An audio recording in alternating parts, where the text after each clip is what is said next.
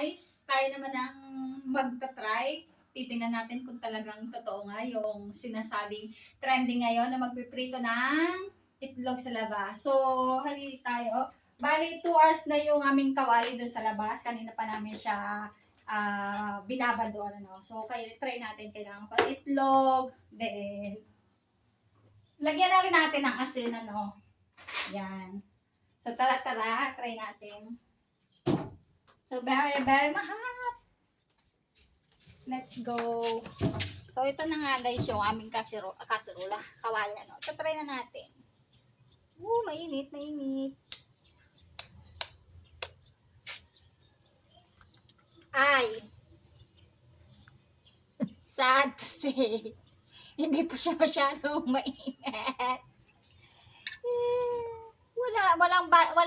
Walang bahid na siya. Puti-puti. Uminit naman yung kawali. Ano, so, siguro mga alas 4 natin to ahunin. Baka luto na. So, bye-bye guys! Init!